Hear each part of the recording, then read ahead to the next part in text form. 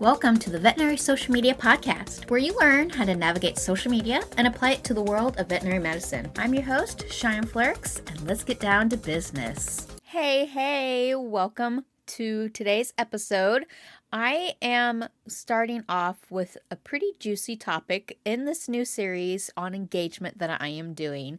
And we are going to be talking about the reasons why pet owners won't engage with your social media posts. And just a warning, I'm going to drop some truth bombs on you today, but it's because I don't want to see you stuck anymore. I don't want to see you missing the mark with social media because I care too much about you. So before we dive into this, I want to really encourage you to either be taking notes or to be sure that you come back to the show notes or listen to this episode again, because there are some things that I really want you to consider when it comes to creating your social media posts, because there's a few things that we need to do before we can actually create social media posts that will get pet owners to engage with us. But before I get into this episode, I want to be sure that you don't miss the next episode in this series, where we are going to be talking about how to get pet owners to engage with your social media account. So today we're talking about the reason why they don't engage with your social media posts. Next week, we will be talking about how we can get them to engage with us. So some really exciting stuff coming up. But with that, I want to be sure that you are subscribed and following the podcast so you know instantly when that episode comes out. So if you could do me a favor, go to subscribe or follow this podcast wherever you're listening to. And while you're over there, if you would consider leaving me a review, I would love to know what you think of the episodes and the podcast as a whole, because I really want to be sure that I am serving you content that you are finding value out of. So if you could leave me a 5-star review if you're enjoying the content, that would be fabulous. And while you are at it, why not share this with your owner, with your management team, or your social media manager on your team so that they can get the insight on how to get better engagement and get a better grasp on how social media is affecting the hospital as a whole. So with that, let's dive on in, because I have 3 reasons why pet owners may not be engaging with your social media accounts. Now, when I share these, please don't feel like I'm picking on you, but this is something that I have come across so many times in either conversations with people who come to me asking for help in my Facebook group. And by the way, if you're not in my Facebook group, the Veterinary Social Media Managers on Facebook, I would love to have you come join us. So you can find the link to that in the show notes of this episode. But these are overall things that I am seeing in the industry as a whole when it comes to social media that I feel like if we all have a better understanding of these, we will be able to really get more engagement overall. Now, I do want to share that I have heard a lot of people, and I am guilty of saying this myself, but it's not the pet owner's fault for not engaging with you. It's not because the algorithm is out to get us. It's because of the 3 reasons I'm going to share with you here in just a moment. But I just want to be sure that we are understanding that it's within our control still to be able to get engagement. Yes, everything is a lot more challenging to get engagement on these days. It's not like the old days where we can just post anything and people will come out of the woodwork and be like, yes, please have me as your client, or yes, please take my money. But it's more so that we need to be more strategic about what we're posting, when we're posting, and the overall heart of the matter of why we're posting. All right. One reason why pet owners may not be engaging with your social media content, and I already alluded to this earlier, but it's because you're not sure how the algorithms truly work, and thus you're not using them to your advantage. The way that we can use the algorithm, I know will take some time and a bit of a mindset shift, but when you're able to unlock the key on how to use the algorithm, you work much less and have much less stress, and you're not constantly banging your head against the wall. I understand the struggle fully, but just stay with me, because the algorithm is designed to keep users happy and on the platform. It's not designed to work against us, because that would be counterintuitive. Because honestly, the developers of the social media platforms have designed the algorithms in such a way so that it actually keeps the company in business, right? They're in it to make money. They're not in it to make our lives harder. No, they want to keep people on the platform so that there is more digital inventory, so to speak, so that they can place in ads, so that they can sell spaces for people to purchase advertising.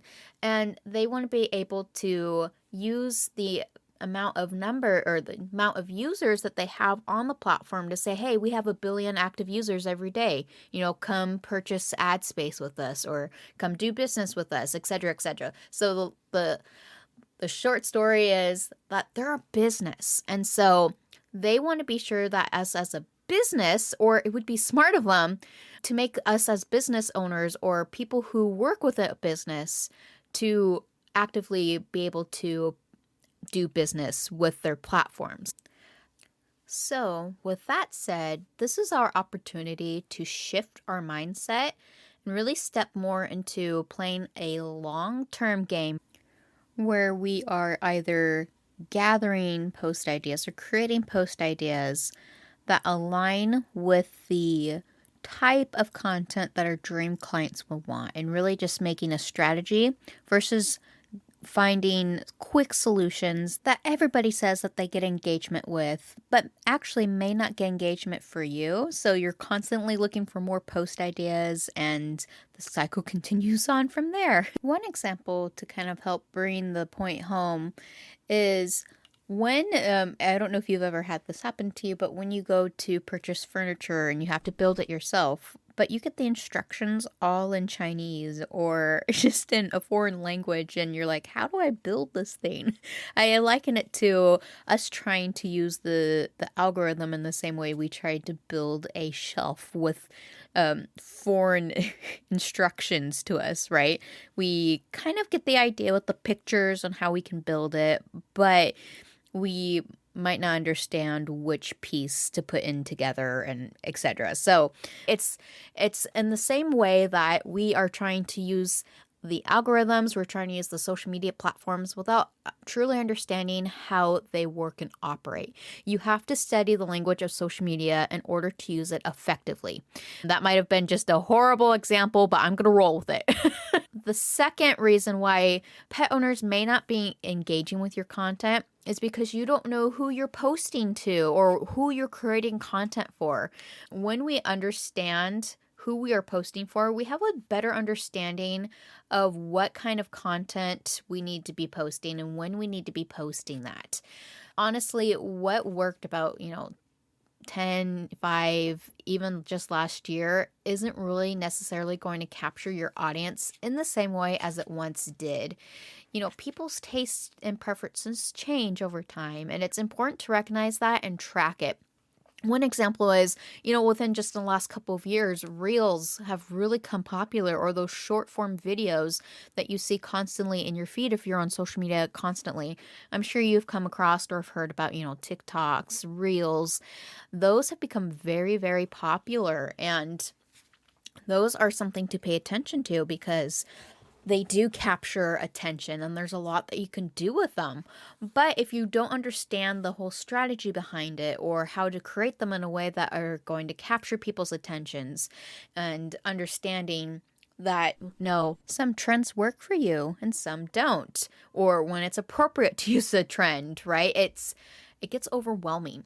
But if we understand the audience that we're posting for, we will be able to see, okay, well, that is this video idea or this reel or this TikTok going to be relevant to my audience? So this is really important for you to understand who you are posting for. So for example, to help kind of narrow it down, I like to think about my dream client that my hospital would want to attract. So if you are a hospital that's, more on the higher end of things and you want a pet owner who doesn't even bat an eye about the invoice, or who's very dedicated to their pet and is willing to go the extra mile to provide treatment for them, they are going to meet a different audience than if you are a practice that provides care for low income. It's going to be a different feel. It's going to be a different vibe if you're posting for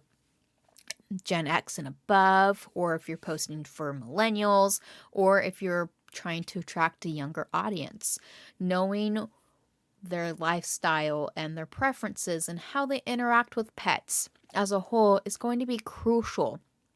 Very crucial, because if you're posting something that the older generations might prefer, like on Facebook, if you're actively on Facebook, but you're trying to attract a younger audience, but you're posting things that attracts the older clientele still, it's not going to help you gather those or the younger generation that you're trying to bring in, right? So getting really clear on who your dream client is and what kind of content they would resonate with is going to be key here. So a couple of questions to help you kind of narrow down your dream client. If you don't know that already, definitely come back and check out the show notes for this, but really get to know what they love. So examples are their hobbies, their favorite activities. Do they love to travel, or are they homebodies? What charities or causes do they support? Another thing that you should know is, what do they dislike? What are things they avoid or can't stand, or things that instantly just puts a bad taste in their mouth? Knowing those two things of what they love and their dislike is going to help narrow down exactly what you need to be posting. Another thing is, know what their lifestyle is, like I mentioned. Are they retired, or are they active parents? Are they single college student, or are they a business owner? Getting to know each of their lifestyles is going to help you tailor what type of information you provide for them, what kind of content you produce.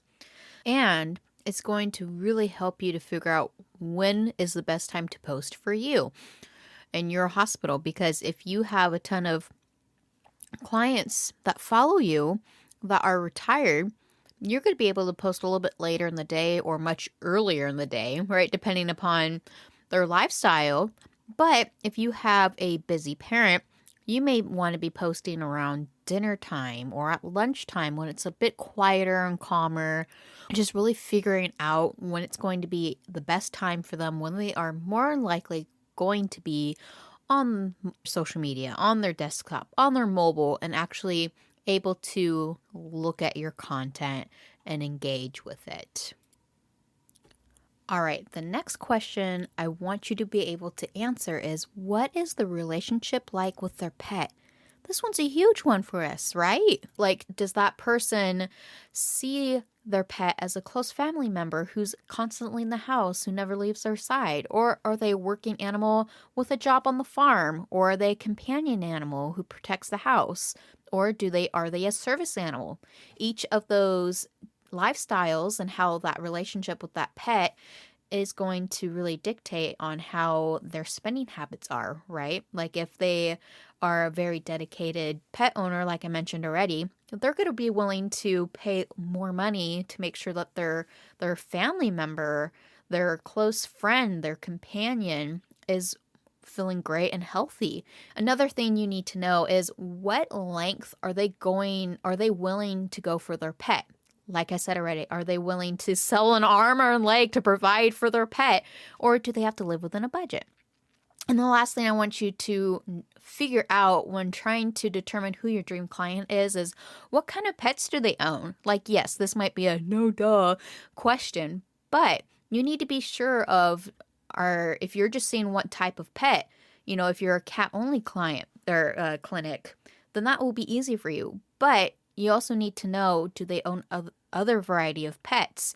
If you're a mixed animal practice, you might see only one of their pets, but there's an opportunity for you to say, oh, you've got 5 other pets at home that we didn't know about. Well, why haven't we seen them? Or, we'd love to help you, keep them healthy, but just going along those lines and diving in deep of who they are and getting to know them basically on the same level as like you do with your best friend is going to take your content a long way and really get more engagement, because the more that your posts are relatable to the people who are seeing it on their feeds, the more they are going to want to engage with you, the more they're going to want to get to know you, and you're going to build that trust, thus making it easier for them to want to do business with you or keep coming back for more. So, I mean, one example here, it's like, okay, you wouldn't buy your best friend something with peanuts if you know they are allergic to them. That would just be very insensitive, right? Or buy them a sports item for a team that they absolutely despise, okay? And then for my coffee drinkers, here's an example for you. It's like, okay, I wouldn't buy my friend a tall decaf latte when I know she's going to want an iced quad shot espresso with a splash of half and half. And it has to be a little bit of half and half. It can't be a ton, right? So like knowing the difference on how you speak to your dream client is going to take you a long, long way.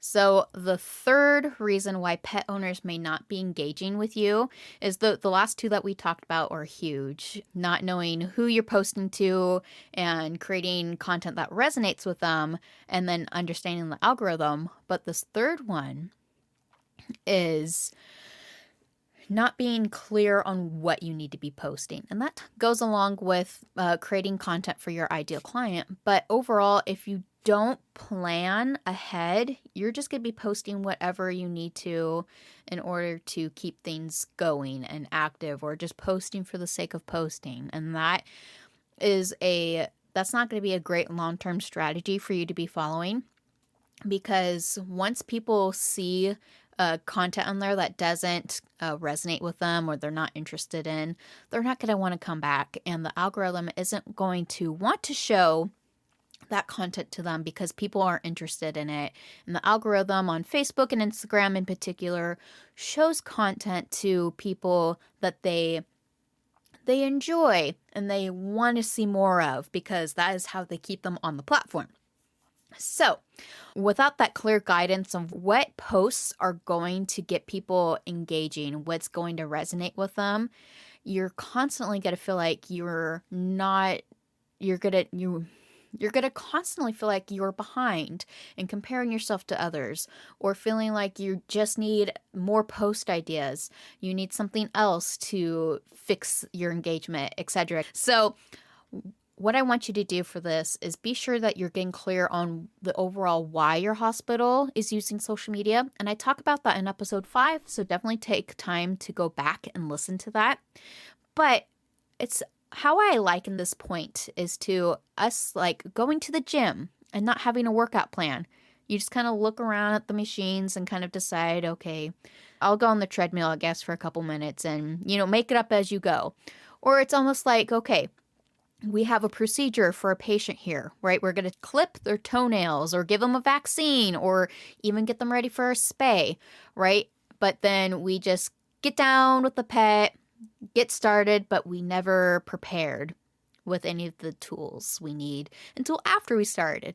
So it's basically just throwing spaghetti on the wall and trying to figure it out as you go. But you spend more time trying to figure out what you need instead of actually doing the thing that you need to get done.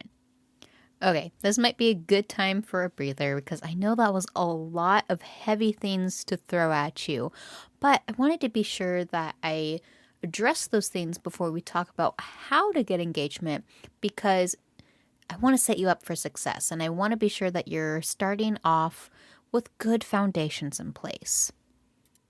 And with good foundations in place, then we can address all the little factors that are at play here, because we didn't even get to talk about how your posts come into play with all that I mentioned. So yes, I alluded to it a little bit, but there's a whole strategy behind posting and getting engagement so that we are bringing all the pieces together so that you are able to bring in conversion to get business and traffic over into your hospital so that you can work with those dream clients and you can make the money that your practice needs in order to thrive and still serve clients and patients. So, like I said, I know that was a lot, but if your hospital is struggling to keep up with the ever-changing world of social media and struggling to follow a strategy that supports your hospital's goals for marketing, I have a coaching program that may just be the right thing for you. In my one-on-one coaching program, I ultimately just get down and dirty on what you're currently doing in social media and provide you with a clear strategy and systems and tools that you need in order to succeed and streamline the whole process of social media. I do that by auditing your social media accounts and reviewing everything that's currently happening. And then I provide you a strategy that aligns with your goals and provides the type of engagement and conversion that you're looking for. And I also provide you with a custom system and processes along with tools that you will need in order to streamline the whole process of social media, get your whole team on board, and ultimately just create a whole social media ecosystem for you so that you are working more efficiently, more effectively, with less time and with less stress. And one of the best parts about this program is that you get direct access to me via Slack, where you can talk to me nearly every day, get advice as you're implementing stuff or encounter anything along the way, and I will walk you through it and help you overcome any challenges that you are experiencing and just help set you up for success. If my coaching program sounds like something you could really benefit from, I would love to connect with you, chat about it some more, and see how we can partner together. So head to the show notes, check out the link that I have provided for my coaching program, and I can't wait to talk with you. Until then, I hope this episode expanded your mind, if not broke your brains, into really seeing that engagement is so much more than just the type of posts that you share or when you post. It's about the behind the scenes of your social media and the why your hospital's on social media and who you're posting to, and understanding how to use social media to your advantage is really going to help you unlock the key to getting engagement and really reducing the overwhelm that you can experience when it comes to social media. So if you have any questions about this, definitely reach out to me via email or in my Facebook group, the Veterinary Social Media Managers Facebook group. We would love to have you there. But until then, tune in next week where I spill the tea on how to get your pet owners engaged with your social media accounts, and we'll give you some tangible strategies and tips there for you to implement for yourself. But until then, I wish you all the very best, and I will catch you on the next episode. Bye-bye.